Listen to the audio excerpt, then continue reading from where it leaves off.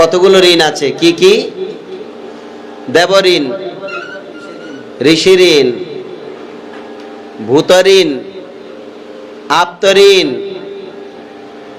তারপর পিতৃঋণ। পিতৃঋণ আছে, পিতৃঋণ। তারপরে রাজার কাছে ঋণ, এই রাজ্যের যিনি রাজা তার কাছে আমরা ঋণী। এই 6টা ঋণ, বুঝতে পারলে? 6টা ঋণ কি কি? 6টা ঋণ কি কি? দেব ঋণ, দেবতাদের কাছে ঋণী আমরা, ঋষিদের কাছে ঋণী, জীবের কাছে ঋণী, জীব, প্রত্যেক জীবের কাছে। দেবর্ষি ভূতাপ্তনাং পিতৃনাং, পিতার কাছে ঋণী। পিতা, পিতা মাতা একসঙ্গে আমরা ঋণী তাদের কাছে। তারপরে আপ্ত ঋণ, না, রাজার কাছে ঋণ। এইভাবে 6টা ঋণে ঋণী আমরা। 6টা না, পঞ্চঋণ, পঞ্চঋণ, 5টা ঋণ। হ্যাঁ, দেব ঋণ, তারপরে ঋষি ঋণ, ভূত ঋণ, আপ্ত ঋণ, পিতৃঋণ। এই 5টা ঋণ, আমরা 5টা দিকে ঋণী আছি। কোন কোন দিকে? দেবতাদের প্রতি আমরা ঋণী আছি। মোমটা দেখবে লাগবে, কাপড় থেকে একটু আলাদা রাখো। দেবতাদের কাছে আমরা ঋণী আছি। কিভাবে ঋণী? এই যে কদিন আগে কি গরম, তার মধ্যে বরুণ দেব বৃষ্টি দিয়েছে না? দিয়েছে কিনা? বরুণ দেবতার কাছে ঋণী আছি না? ঋণী আছি। জল দেবতার কাছে ঋণী আছি, আকাশ দেবতার কাছে ঋণী আছি, ধরতী মায়ের কাছে ঋণী আছি, আছি না? পৃথিবী মাতার কাছে আমরা ঋণী না? আমরা সকালে উঠে পৃথিবী মাকে প্রণাম করি কেন? ওনার কাছে ঋণী আছি, ওনার উপরে বিচরণ করছি আমরা। সূর্যদেবের কাছে আমরা ঋণী আছি। ভিটামিন ডি দিয়ে আমাদেরকে দিচ্ছে সূর্যদেব, তো আমরা ঋণী আছি কি না? ভিটামিন ডি এর ক্যাপসুল খান, কিংবা ভিটামিন ডি এর যা যা ওষুধ আছে নেন, পয়সা দিতে লাগবে। সূর্যদেবকে পয়সা দিচ্ছি কি? তারপরে আর কি? এই যে অক্সিজেন পাচ্ছি, কে দিচ্ছে অক্সিজেন? পবন দেবতা দিচ্ছে। আমরা কেহ যদি অক্সিজেন প্রয়োজন হয় হসপিটালে যাই, তাহলে সেখানে অক্সিজেন লাগলে কত টাকা বিল আসে? আসে না? তো দিন রাত যে অক্সিজেন দিচ্ছে ভগবান আমাদেরকে, আমরা কি বিল ভরছি? ভগবানকে টাকা দিচ্ছি? খোকা, এই যে অক্সিজেন নিচ্ছি দিন রাত, ভগবানকে টাকা দিচ্ছি কি? তাহলে ভগবান এগুলো ব্যবস্থা করছে। পবন দেবতার কাছে আমরা ঋণী আছি, ইন্দ্রদেবের কাছে ঋণী আছি, বিভিন্ন দেবদেবীগণের কাছে ঋণী আছি। এইভাবে আমরা এই দেবতাদের কাছে ঋণী আছি। সবাই বলো হরে কৃষ্ণ। এখন মাতাজিরা ওইদিকে মাথা ঘুরিয়ে নিলে আমি কাকে কথা শোনাবো? মাথাটা এইদিকে থাকুক, ভাগবতের কথা চলছে। বলো ভাগবত মহাপুরাণ কি। ধ্যান দিয়ে শুনবে। এই পঞ্চঋণ কি কি? এখন যদি জিজ্ঞাসা করি পঞ্চঋণ কি কি, তোমরা হয়তো বলতে পারবে না। কেন? ধ্যান নাই। এই পঞ্চঋণ জেনে নেবে। আমরা প্রত্যেক ব্যক্তি পঞ্চঋণে ঋণী। সামাজিক জীবনে, পারিবারিক জীবনে সবাই আমরা ঋণী আছি। দেবতাগণের কাছে, ঋষিগণের কাছে, প্রাণীদের কাছে, তারপরে পিতৃমাতৃদেবীর কাছে, তারপরে আর আত্মীয় পরিজনের কাছে, হ্যাঁ, ঋষিদের কাছে। এইভাবে পাঁচ দিকে আমরা ঋণী আছি। পঞ্চঋণ। আমরা শুধু একটা ঋণই পরিশোধ করতে জানি, বাকি ঋণী যে ঋণী আছি আমরা জানি না। এখন বোঝা যাবে পঞ্চঋণ কাকে বলে। পঞ্চঋণ, হ্যাঁ, পঞ্চঋণ বলেন। দেবঋণ, ঋষি ঋণ, ভূত ঋণ, পিতৃমাতৃ ঋণ একসাথেই। তারপর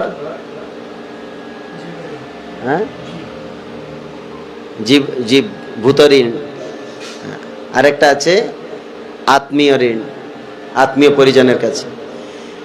এইভাবে আমরা ঋণী আছি সবাই। এই ঋণ পরিশোধ আমাদের করতে হবে। যদি এই ঋণ পরিশোধ না হয়, এই জন্য আমাদের মৃত্যুর পর আবার জন্ম হয়। বলো হরে কৃষ্ণা। মৃত্যুর পর আবার জন্ম হয়, স্বাভাবিক। এইটাই জগৎ। এখানে কারোর থেকে কিছু নেবেন তো ফিরিয়ে দিতে হবে, ফিরিয়ে দিতে হবে, নয়তো রক্ষা নাই, আবার আপনাকে আসতে হবে। এটা ঋণেময় জগৎ। আপনি কারো থেকে অর্থ এনেছেন, অর্থটা ফিরিয়ে দিতে হবে। আপনি হয়তো ফিরিয়ে দিতে পারছেন না, আর্থিকভাবে আপনি দুর্বল হয়ে পড়ছেন, তাহলে আবার আপনি কি করবেন? অর্থ উপার্জন করা যায় এমন একটি কর্ম বেছে নেবেন, তাহলে ওই কর্ম করে ওই অর্থটা ফিরিয়েই দিতে হবে। ঋণ তো মুকুব করতেই হবে।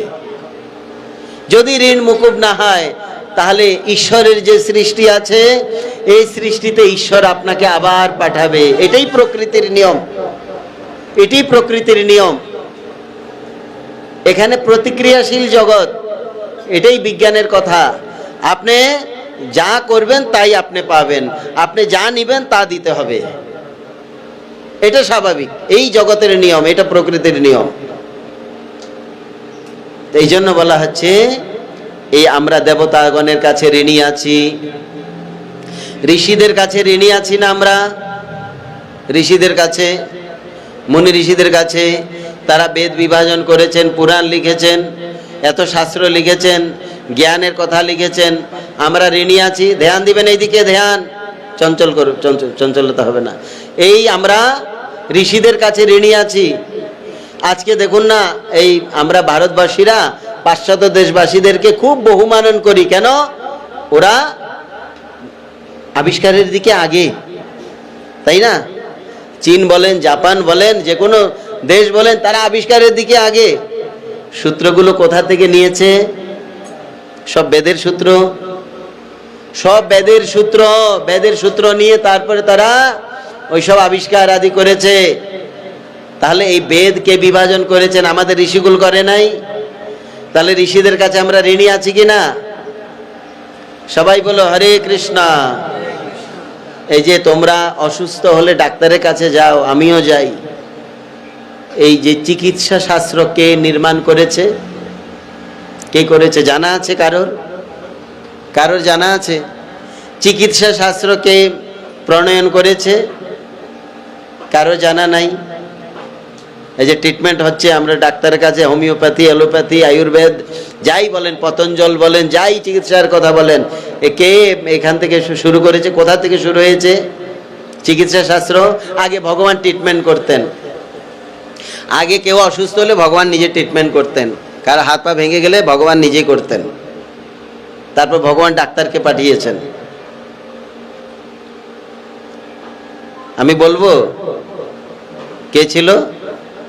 বলবো কি না? তোমরাও বলছো না, আমাকেও বলতে দিচ্ছ না। আমি বলবো? হ্যাঁ, তো না বললে আমি কি করে বলবো? তো তুমি বসে শুনো, তোমার জন্য আজকে শোনারই কথা। বলো হরে কৃষ্ণা। এখানে ভগবান আগে নিজে ট্রিটমেন্ট করতেন। কিভাবে জানেন? ভগবান একসময় বলছে দেবতা অসুরগণকে, তোমরা সন্ধি করে সমুদ্র মন্থন করো, পর্বত আনতে হবে, মন্দার পর্বত। তারা পর্বতটাকে তুলতে গিয়ে ভগবানের কথা ভুলে গেছে। একটা কথা আছে না, যার জন্য রামের মা তাকে তুমি চিনলে না, যার দ্বারা তুমি গঠিত। অনেক সময় আমরা তাদেরকে ভুলে যাই, ওই স্থানকে ভুলে যাই। তারা ভগবানকে ভুলে বসেছে। আমরা কি কম নাকি? আমি বড়, আমরাই তো নিয়ে আসছি পর্বতটাকে। যখন আধা রাস্তায় এসেছে, একদম পর্বতের ভাড়েতে আর রাখতে পারলেন না, ঘাড়ের মধ্যে পড়ছে। কারো ঘাড় ভেঙে যাচ্ছে, কারো কোমর ভেঙে গেছে, কারো হাঁটু ভেঙে গেছে, কারো হাত ভেঙে গেছে। এইভাবে সবাই চিৎকার করছে, পাই হিমাম রক্ষমাম, পাই হিমাম। তো ভগবান এসছেন। ভগবান এসে কি করছেন? ওই সবাইকে সুমন দৃষ্টির দ্বারা, সুমন দৃষ্টি মানে অমৃতময় দৃষ্টির দ্বারা সবাইকে সুস্থ করে তুললেন, সুস্থ হয়ে গেলেন। আচ্ছা, তারপর যখন সমুদ্র মন্থন হয়েছে, সমুদ্র মন্থনের পর সেখান থেকে একজন চিকিৎসক উঠেছে, ভগবানের অবতার। কি নাম? হ্যাঁ, না, হনুমান তো ত্রেতা যুগের। কারোর খেয়াল আছে? এই সমুদ্র মন্থন থেকে একজন চিকিৎসক উঠেছে, ভগবানের অবতার, ডাক্তার, বড় ডাক্তার, ডাক্তার অফ হেড। হ্যাঁ, খেয়াল নাই। এই জন্য তোমাদেরকে বলে তোমরা ক্লাস করো, ক্লাস না করলে হরি বল। কে উঠেছে? ধনন্তরী। কি নাম? বিশালগড় বাজারে মাইকে বাজিয়ে বিক্রি করে ধনন্তরী বিজলি মলম, করে কি না? এখন করে না, আগে করতো। বিভিন্ন বাজার হতো, এই ধনন্তরী বিজলি মলম, ধনন্তরী লাগিয়ে দিলে হ্যাঁ কিছুক্ষণের মধ্যে ঘাও শুকিয়ে যাবে, সুস্থ হয়ে উঠবেন, এরকম ওরা বলে বলে যায়। কি গৌরাঙ্গ, যায় কি না? হ্যাঁ, এই ধনন্তরী, হ্যাঁ, প্রথম ভগবানের অবতার ধনন্তরী। এই চিকিৎসক প্রথম ভগবানই পাঠিয়েছে, চিকিৎসক। ওইখান থেকে চিকিৎসা শাস্ত্র বেরিয়েছে, বুঝলেন? বোঝা গেল? মাথাটা তো ঢুলাও, মাথাও ঢুলাচ্ছে না। খিদা পেয়েছে নাকি? খিদা পেলে বলো আমি ছেড়ে দিই, ভগবানের কথা এখানে। তো বলো হরে কৃষ্ণ। এবার কি হয়েছে? ওই এই ধনন্তরী চিকিৎসা শাস্ত্র প্রথম প্রকাশ হয়েছে। তারপরেই তো এই ধনন্তরী চিকিৎসা শাস্ত্রের ধনন্তরী আর আরো দুইজন প্রকাশ হয়েছে। তারা কে কে? অশ্বিনী কুমার। কে? কয়জন? দুইজন ডাক্তার। তো ভগবান বলছে এদেরকে ভিআইপি জায়গায় পাঠানো যেতে পারে। এই জন্য দেখবেন রাজ্যপালের রাজভবনে, রাষ্ট্রপতি ভবনে, প্রধানমন্ত্রীর হাউসে স্পেশাল ডাক্তার থাকে সব সময়। এরা ভিআইপি তো, হ্যাঁ না? সিএমদের এদের স্পেশাল ডাক্তার থাকে পার্মানেন্ট। তো এইরকম ভগবান নির্দিষ্ট করে দিলেন দুইজন, কি অশ্বিনী কুমার দ্বয়, এরা দুইজনকেই ভগবান পাঠিয়েছেন। কোথায়? যাও স্বর্গেতে, ওইখানে পার্মানেন্ট তোমরা থাকবে। এই জন্য স্বর্গের দেবতাগণের চিকিৎসা করেন কে? অশ্বিনী কুমার দ্বয়। এই দুইজনকে ওইখানে পাঠিয়েছে। আর এই পৃথিবী লোকেতে কে আছে? ধনন্তরী। এই ধনন্তরী তো বিভিন্ন চিকিৎসার ঔষধি বৃক্ষ আদি সব কিছু রোপণ করে এগুলার মধ্যে শক্তি সঞ্চার করেছে। এই জন্যই তো কোনটা কি রোগের ঔষধ জড়িবুটিকাতে আছে না? জ্বরের ঔষধ, পেটের বিমারির ঔষধ, ব্যথার ঔষধ, চোখে জ্যোতি কমার, সব এই আয়ুর্বেদের মধ্যে রয়েছে, ওখান থেকে এসেছে। সবাই বলো হরে কৃষ্ণ। এই জন্য আমরা ভূতগণের কাছে, ঋষিগণের কাছে ঋণী আছি। কেন? এই ঋষিরাই প্রণয়ন করেছে এই আমাদের এই সমাজে যা যা কিছু দরকার, যানবাহন বলুন কিংবা যাই কিছুই বলুন, এই সমাজে ঋষিগণ তৈরি করেছেন। এই মূল সূত্র ঋষিরাই দিয়েছেন। এই জন্য ঋষি মুনিগণের কাছে আমরা ঋণী আছি। আর কি? দেবর্ষি, দেব ঋষি, তারপরে ভূত। ভূত মানে কি? তোমরা ভাবে ভূত মানে সিপাহী জলার ওই জঙ্গলের ভিতরে। ভূত মানে কি? ভূত মানে আত্মা, ভূত মানে জীবাত্মা কিংবা জীবগণ, প্রত্যেক জীব ভূত। বলে না সর্বভূতে ইয়া দেবী সর্বভূতে। তো সর্বভূত মানে সব ভূতের ভিতরে, সর্বভূত মানে সকল জীবের ভিতরে। তো সকল জীবের ভিতরে আছে ভগবান। তো এখানে বলা হচ্ছে এই সকল জীবের প্রতি আমরা ঋণী আছি। সকল জীবের প্রতি, সকল প্রাণীর প্রতি ঋণী আছি। কিভাবে বলেন? আপনার বাড়িতে মনে করুন ইঁদুরের খুব উপদ্রব, বিড়াল এসে গপ করে ধরে খেয়ে নিয়ে চলে যায়, তাহলে বিড়ালের কাছে আপনি ঋণী আছেন। কেন? বিড়াল ইঁদুরটাকে নিয়ে গেছে। একটা কুকুর আপনি তাড়িয়ে দিল, আপনার বাড়ির সামনেই থাকে, একটু খাবার দিল, সে আপনাকে ভালোবাসে। যখন কেউ আসে ঘেউ ঘেউ করে তাকে তাড়িয়ে দেয়। কোনো চোর বাড়িতে ঢুকতে এদিকে তাকালেই ঘেউ ঘেউ করে দৌড়ে যায়, ওই কুকুরটার কাছে আপনি ঋণী আছেন। আপনি যখন আগরতলা যাবেন হেঁটে যেতে পারবেন না, গাড়ি যদিও আপনার কাছে পয়সা থাকুক, কিন্তু পয়সার দ্বারা আগরতলা যাবেন না যদি গাড়ি না থাকে। ওই গাড়ি যে বানিয়েছে তার কাছেও ঋণী আছেন, গাড়ি যে ড্রাইভিং করে চালিয়ে যাচ্ছে তার কাছেও ঋণী আছেন, গাড়িতে যে তেল ভরছে ওই তেলের যেই কর্মচারীরা তাদের কাছেও ঋণী আছেন। এই রকম প্রত্যেক প্রাণীর কাছে, জীবের কাছে আমরা ঋণী আছি। অর্থ হলেই তো সব হয় না, বস্তুটা তো উপলব্ধ থাকতে হবে। এই জন্য আমরা প্রত্যেক জীবের কাছে ঋণী আছি। হ্যাঁ, দেবর্ষি ভূতাপ্ত, ভূতের পরে আপ্ত। আপ্ত মানে আত্মীয়, আত্মীয় পরিজন আছে না, আত্মীয় পরিজন। এই আপ্ত বর্গগণের কাছে আমরা ঋণী আছি, আত্মীয় পরিজনের কাছে আছি না। আপনার মা বাড়িতে ছিল না ছোটবেলায়, ওরা আপনাকে হয়তো দেখাশোনা করে, মা বেড়াতে গেছে ওরা দেখে রেখেছে। আপনাকে ছোট শিশু ছিলেন, অবুঝের খেলা করতে করতে পুকুরের দিকে চলে যাচ্ছেন, হয়তো আপনার কাকিমা এসে আপনাকে ওইখান থেকে নিয়ে এসেছে, গালিগালাজ করে নিয়ে চলে, ধমক দিয়ে নিয়ে এসছে। তা আপনি তো ওই দিকে ঋণী আছেন কি না? এভাবে আমরা আমাদের আত্মীয় পরিজনের কাছেও ঋণী আছি। যত আত্মীয় আছে সবার কাছে আমরা ঋণী আছি। মনে থাকবে কথাগুলো? এইভাবে আমরা প্রত্যেক জনের কাছে ঋণী আছি। ভূতাপ্তনাং, তারপরে পিতৃনাম, পিতা মাতার কাছে আমরা ঋণী আছি। হ্যাঁ, পিতৃনাম, পিতার সঙ্গে মাও থাকে, পিতা মাতা, পিতৃনাম। এই জন্য ভাগবতে পিতৃনামই বলেছে, পিতৃ আদি। পিতৃ আদি মানে পিতা মাতা, পিতা মাতার কাছে আমরা ঋণী আছি। এই জন্য এখানে বলেছেন পিতৃনাম, পিতৃমাতৃর কাছে আমরা ঋণী আছি। আর কি করে ঋণী আছি? পিতা আমাদের কি করছেন? ভোজনের ব্যবস্থা করছেন, পালনের ব্যবস্থা করছেন। মা আমাদের পালনের ব্যবস্থা করেন, গর্ভধারিণী মা। এখানে আবার ধর্মরাজ বৃষকেও পিতা স্বরূপ বলেছেন। কেন? তিনি খাদ্যাদির জন্য বিভিন্ন রকম যোগান দেন, পরিশ্রম করেন। আবার মা, এখানে অনেক মাকে বলেছেন। কাকে কাকে মা বলেছেন? প্রথম বলেছেন যে জন্মদাতা মা, জন্ম দিয়েছেন তিনি মা। আবার দাই মা, যিনি আমাকে জন্মের সময় আমার সঙ্গে ছিল, দাই মা।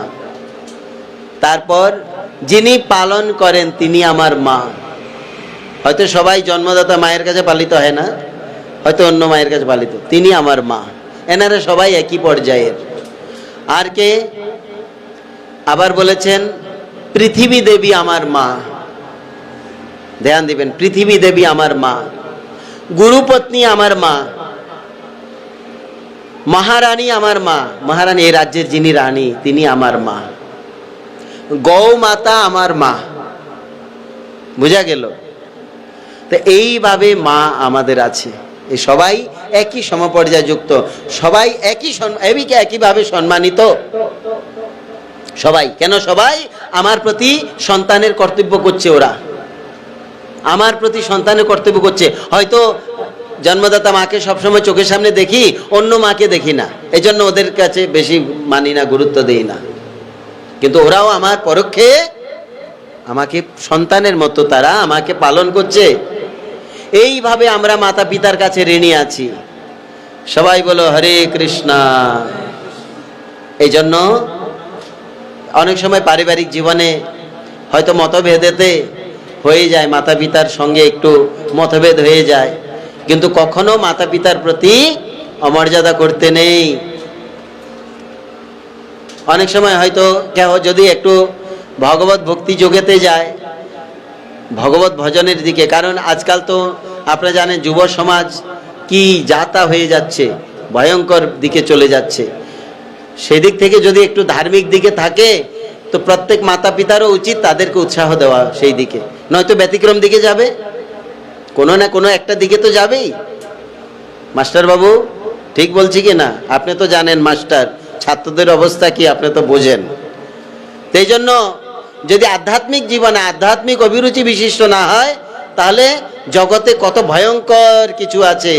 একটা যুব সমাজ নষ্ট হওয়ার জন্য কত কিছু আছে, এবং সব চলছে এইসব অশুভ শক্তিগুলো। সেই জন্য বলা হচ্ছে যে যেই সন্তান একটু পারমার্থিক জীবন পালন করবে, আধ্যাত্মিক জীবন পালন করবে, তারা মাতা পিতাকে বেশি করে আদর করবেন, যত্ন করবেন। কেন? তারা একটা বুঝতে হবে যে আমরা একটা সুন্দর জীবন পেয়েছি কার মাধ্যমে? মাতা পিতার মাধ্যমে। তাদের মাধ্যমে তাদের প্রতি সেবা ভাব বিশিষ্ট থাকবেন মাতা পিতার প্রতি, এবং পূর্ণ কর্তব্য করা হবে মাতা পিতার প্রতি। যা যা করার আছে কর্তব্য থেকে পিছু গেলে চলবে না। এটা হরিভক্তের বিশেষ দায়িত্ব।